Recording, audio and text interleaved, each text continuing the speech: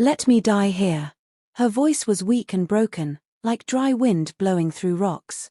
But it made him stop. Jake Morgan was 56 years old and had seen many bad things. Dead cows in the desert. Miners shot over drinks. Men who killed themselves in their own barns. But he had never heard a woman ask to die like it was the only kind thing left. She was lying in the dirt next to an old stone well that had been dry for 10 years. Her white dress was torn to pieces. Her skin was covered in black and purple bruises. Her hair was full of blood and dirt. The desert had a way of hurting people badly, but she was still alive. Her chest went up and down slowly, like each breath was hard work. Jake got off his horse. His boots made noise on the rocks. He walked closer and knelt down to touch her shoulder. She moved a little but didn't fight. Her eyes opened just a crack. They were empty from pain and had stopped hoping long before he came by. He pulled back the cloth at her hip to look at her wound. That's when his blood went cold. There it was, a mark no cowboy in Arizona could miss. A brand from the Black Rock Gang, half burned away but still clear enough to scare any man. He froze. That brand meant stolen cattle, burned towns, and dead bodies left in canyons. Men who wore it killed without thinking twice. And now here it was, burned into this woman's body. So here's the big question. What kind of woman has that mark? And why did her own gang leave her broken next to a well in the middle of nowhere?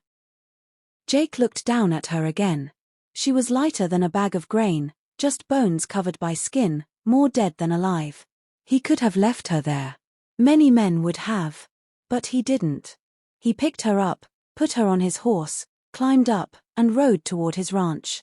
Whatever trouble she brought with her wasn't ending at that well.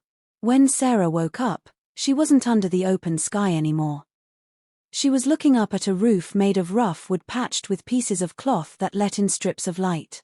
The smell was strong: horses, dust, and smoke. She tried to move and pain shot through her ribs. A bowl of corn mush sat next to her. The kind of food poor cowboys ate. Not the kind of meal anyone would waste on a stranger. She touched it, half scared it would go away, then pulled her hand back like a child who wasn't sure if she should have it. Jake was outside.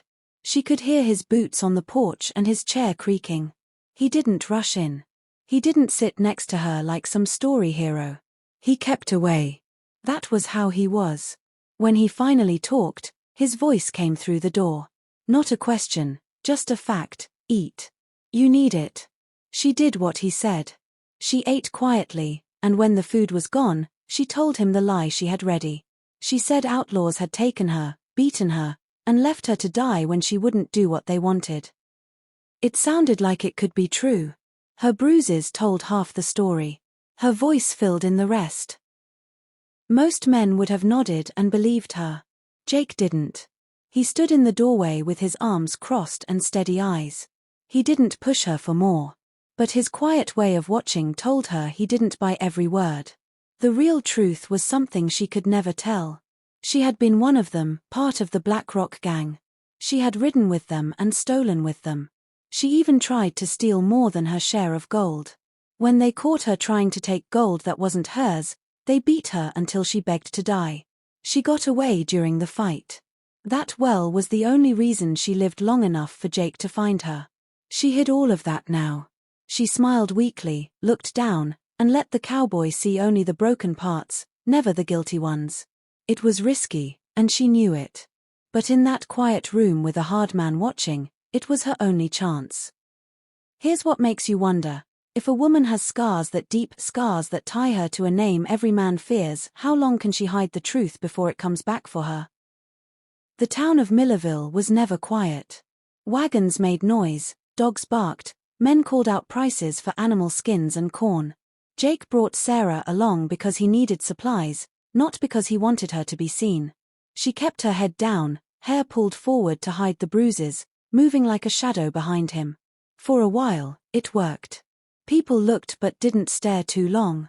Then came a voice, sharp and angry, cutting across the market like a whip. "I know that face." Sarah froze before she turned.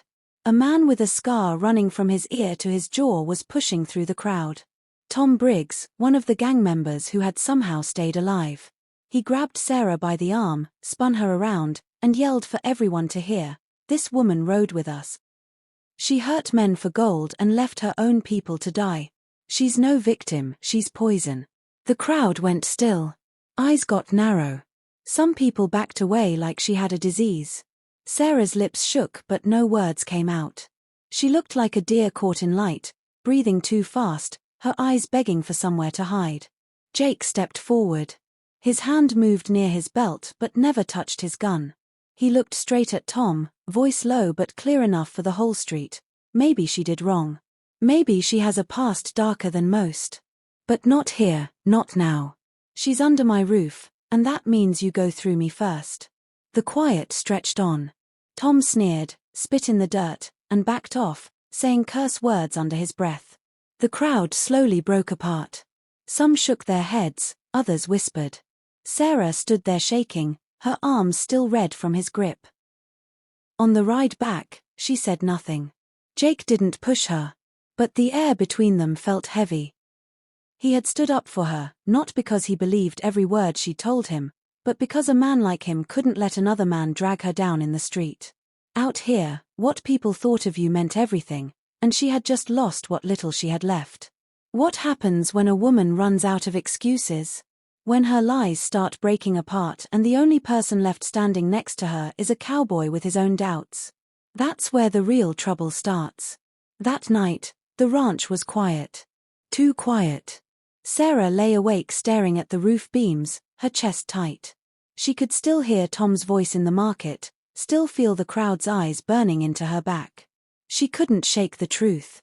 Jake had stood up for her, but only for that moment. He hadn't said he believed her, and she knew deep down he never would.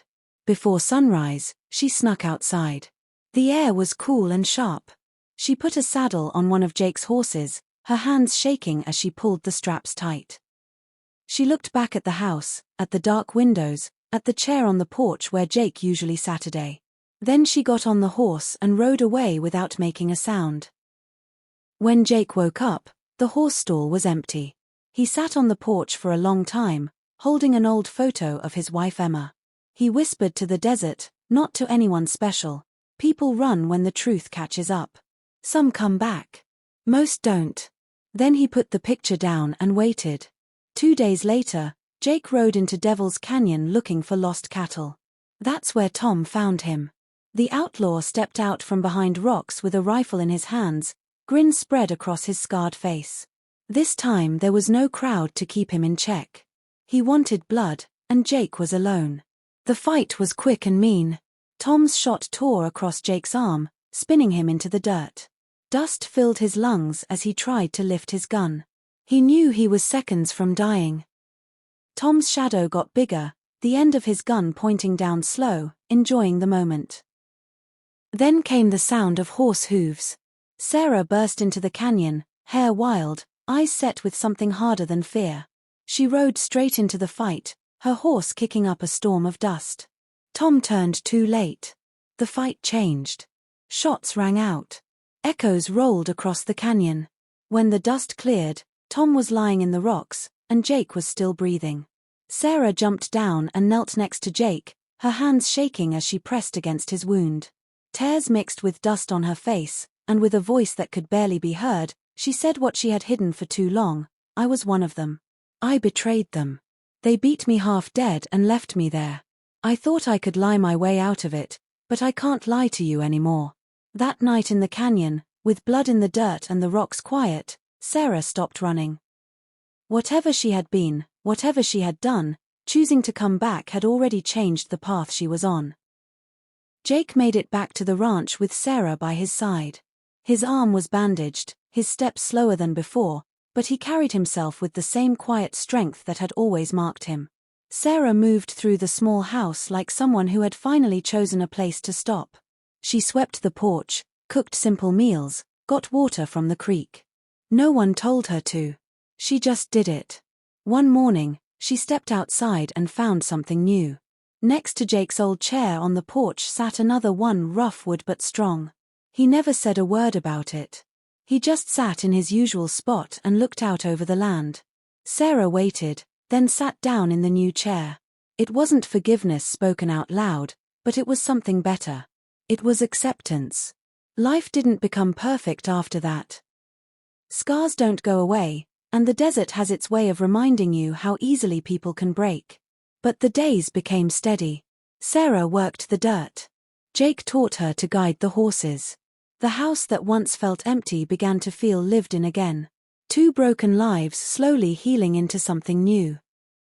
And maybe that's the lesson here. A person's past doesn't always go away. But it also doesn't have to chain them forever. Sarah carried guilt like a brand burned into her skin. Yet in the end, it was her choice to come back, to stay, that gave her a different future. Jake could have judged her, could have let her die by that well. Instead, he gave her space to prove who she wanted to be. Think about it. How many people have you known who ran from their mistakes? And how many had the courage to turn back and face them? And if life gave you the chance to give someone that space, would you take it?